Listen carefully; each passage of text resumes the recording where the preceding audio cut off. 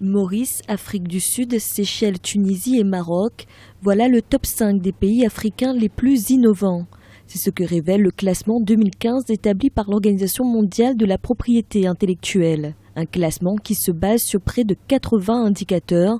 Parmi ceux-ci, il y a l'accès au crédit, le capital humain ou encore l'investissement dans la recherche. Tous ces pays-là ont de très grands centres d'offshoring ou de nearshore par rapport à l'Europe. L'île Maurice étant tout simplement le premier en Afrique et le Maroc. Ils se retrouvent dans ce classement-là, la Tunisie ayant une plateforme aussi technologique d'offshoring, donc de délocalisation de services informatiques.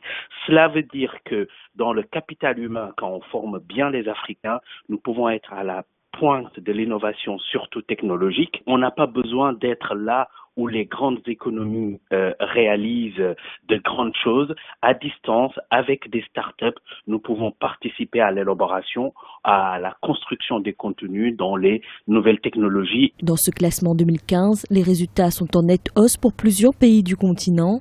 C'est d'ailleurs l'Afrique subsaharienne qui enregistre la plus forte progression, avec en position de leader pour la région le Sénégal.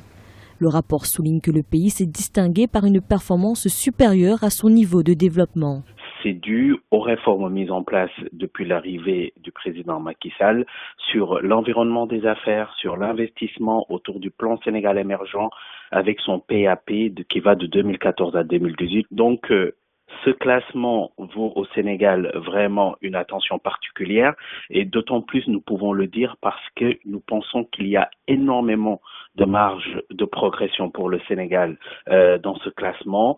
Les pays qui sont devant nous, nous les battons sur certains points et sur d'autres points, nous avons vraiment des marges de progression. À noter que cette année, une catégorie de pays est mise en avant.